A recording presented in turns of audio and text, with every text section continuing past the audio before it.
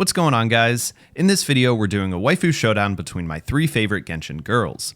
As a disclaimer, this video is for entertainment purposes only, and these are just my opinions based on my current account. Everyone has their favorite characters, and all 3 of these characters are very strong and capable of clearing endgame content with ease. In the end, I pull for characters that I like, and I encourage others to do the same. As Genshin continues to release DPS waifus, it has made me reflect on what I really like about these 3 characters, how strong they are compared to each other, and if I believe they'll ever be replaced in my teams in the distant future. As you know, you really only need 2 main DPS characters for Abyss, and while every character has their strengths in certain content, their weaknesses can often be countered by their supports. While damage potential is what most people are interested in, this won't just be a damage showcase. I think that there are a lot of other aspects of a character that are important, like overall design, flexibility to build teams around, how free-to-play friendly they are, and most importantly, if they're fun to play. The amount of time I spend in Abyss versus everything else in this game is very small, so I don't like to pull characters specifically to clear the most difficult content. So let's get straight into my thoughts and testing on these characters and how I personally think they stack up to each other. First and foremost, let's discuss the DPS potential of these characters. My first test was against the child boss with Zhongli present only for a shield. My characters have a similar overall level of investment, with all characters being level 90 with level 90 weapons and decent artifact sets. Hu Tao is C0 with an R1 Staff of Homa, 988 talents, and a 73 crit rate to 209 crit damage ratio. Ganyu is C1 with an R1 Prototype Crescent, 988 talents, and a 29 crit rate to 205 crit damage ratio. And Eula is C0 with an R1 Skyward Pride, 868 talents, and a 57 crit rate to 160 crit damage ratio. Hu Tao by far had the fastest clear time at 42 seconds, with Ganyu coming in second at 1 minute 9 seconds, and Eula in third at 1 minute 22 seconds. So for solo child, Ganyu has a medium overall clear time as expected. Ganyu's clear time is also heavily dependent on the skill cap of the player and the boss fight RNG. Also, Ganyu does much better against several enemies as both her charge shot and elemental burst deal AoE damage. Therefore, she will outshine the others in a solo fight against several enemies. When we do the same child fight with the Ganyu Melt team, we end up with about the same overall clear time. Because Ganyu does so much DPS on her own and we're only fighting a single enemy, switching off Ganyu to apply support abilities really does not increase overall DPS much in a single target fight. We will compare these characters in Abyss scenarios in the next section. Hu Tao had the fastest solo clear time against Child because of her amazing single target DPS. When we add Xingqiu, Beidou, and Zhongli to the team, her total time reduced from 41 seconds to 32 seconds. Hu Tao does have some downtime, but this is largely mitigated in the Child boss fight because of the cutscenes. Hu Tao's supports in this fight both add to her DPS while her elemental skill is active by providing off-field DPS and filling in the downtime while her skill is on cooldown. Hu Tao's damage against a single enemy is pretty insane and hard to compete with without crazy artifacts or weapons needed. Eula struggled quite a bit in this fight despite being best at single target DPS.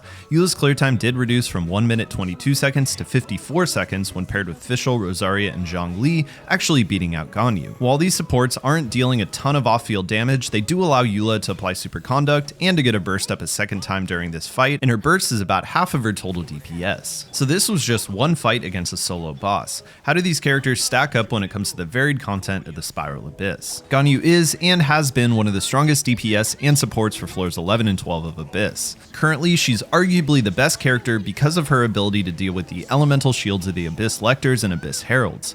Ganyu's ability to apply the Cryo elemental status in an AoE without energy or cooldown requirements is unparalleled. Also, being able to freeze the Hydro Mimics in the Hydro Zoo present on floor 12-2 makes for really comfy gameplay. Freeze comps with an Animo unit consisting of Venti or Sucrose are extremely strong for monolith stages and dealing with the large cluster of enemies on the first half of 12-2. With the Abyss stages mostly consisting of groups of enemies, she really shines with her AoE charge attack and large burst radius and duration. She is much weaker against high HP single target enemies such as the Geo Bishops on 12-1, mostly because she's squishy and the knockback mechanics from those enemies make getting charge shots off more difficult. Hu Tao is extremely strong in situations consisting of 1 to 3 enemies, such as the Abyss Heralds on floor 11-3, Abyss Lectors on floor 12-3, and the Geo Bishops on floor 12-1. Like Ganyu, she can shred the Abyss Lector shields on 12-3 with ease using her elemental skill alone.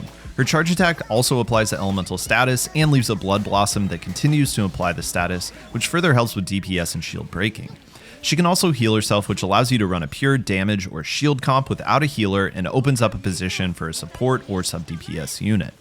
She does struggle in some content in floor 11 with the extended cooldown time on her elemental skill and is more reliant on having a sub DPS for this downtime. But the Abyss meta is constantly changing, and without the slowing water debuff she shines much more. Because she's heavily stamina reliant without C1, she has a harder time on cryo floors with the cryo debuff applied and can struggle more when enemies need to be constantly chased down. She can also clear the second half of floor 12 too very quickly, but is heavily reliant on a shield unit here to be able to tank all damage from the Hydro Zoo, and I struggled clearing this floor before I had a fully geared Zhongli. Eula is basically average against all Abyss content, being primarily a physical damage dealer. She has a very fast 12-1 clear time, which can compete with Hu Tao and is typically faster than Ganyu.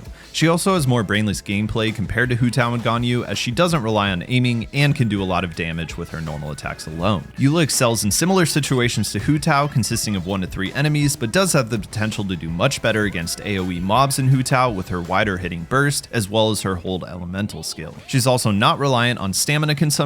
However, Eula is heavily reliant on energy to reach her whole potential. In my opinion, although the current Abyss is built with Eula in mind, she isn't the best DPS for the most difficult stages in the current Abyss. While her raw DPS potential is very high, her ability to break the Abyss Lector and Abyss Herald shields cannot compete with Hu Tao and Ganyu, and either Chongyun is required for cryo infusion or other supports are needed to deal with these enemies. With DPS potential out of the way, I do not think it is fair to not talk about other things about these characters. For me, DPS is a plus, but character design, aesthetics, and fun gameplay matter much more. Okay, so aesthetically, I gotta be upfront and say that Ganyu is my favorite waifu. What can I say? I'm a sucker for anime girls with horns. I also think it is pretty uncontested that she has the most beautiful ultimate ability. Mihoyo also did not short out on the fan service with Ganyu. Personality-wise, I also relate most to Ganyu being vegetarian, quiet, and preferring to spend time alone. Ganyu wins here. That said, I think that Hu Tao is the cutest character in this entire game. She has my favorite costume design, the most interesting character backstory, and while Ganyu wins with her ultimate, Hu Tao has the best idle animations, sprint, and elemental skill animations. Mihoyo clearly put a lot of detail into Hu Tao, and it doesn't go unnoticed from me. Eula has the best and possibly coolest normal attack animations in the game.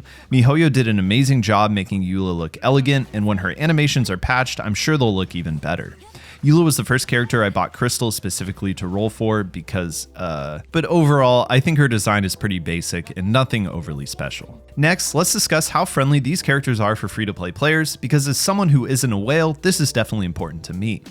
Ganyu is pretty free-to-play friendly as a whole. As far as weapons go, there are a lot of bows in the game that are craftable and gacha that can work for Ganyu. Prototype Crescent is amazing for DPS, and Favonius Warbow, which everyone gets for free, is amazing for support. The main concern is that her two best artifact sets, Blizzard Strayer and Wanderers, are 4-piece sets that can be challenging to farm. Ganyu also does not need any constellations to feel like a complete character, which is very welcome compared to some other 5-stars, and her constellations are a mix of DPS and supporting boosts.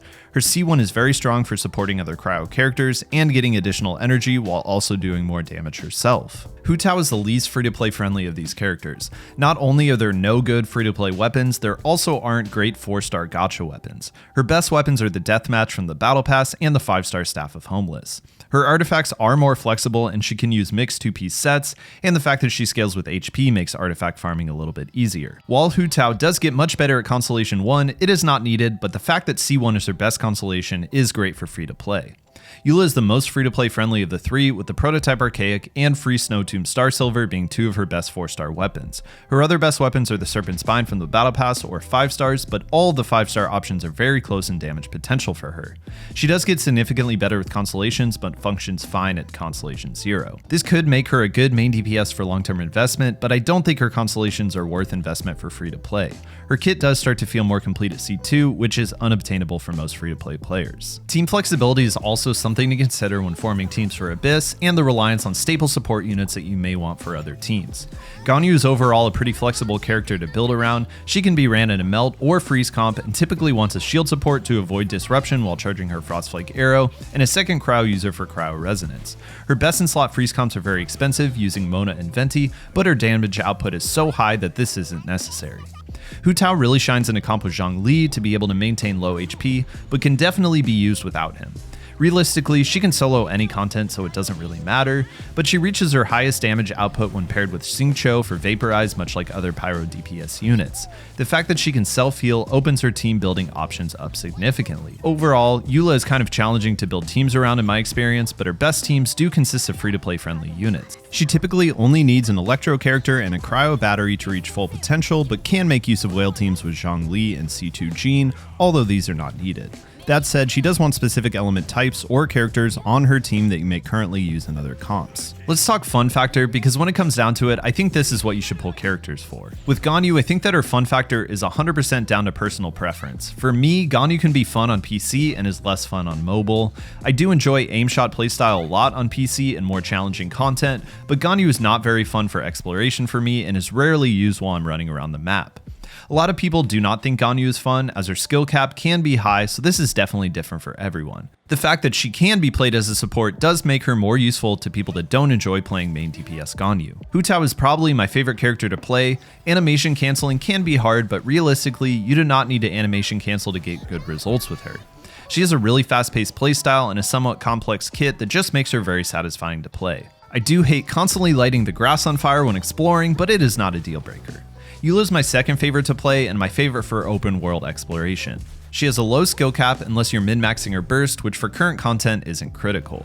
That said, you can challenge yourself playing her more so than other characters, and she plays almost like a fighting game, making for the best of both worlds. Her attack animations are just so pretty and satisfying to watch. With all that said, if you really want to get the most from Eula, she probably is the hardest to play, because knowing when to use your burst and how to position yourself is critical to achieving the highest DPS. Well, that's all I got for you guys today. This video was a little different. If you guys like this video format, let me know down in the comments. And if you're not subscribed, please consider subscribing down below. I put out Genshin videos just like this one every single week. I'll see you guys for the next video.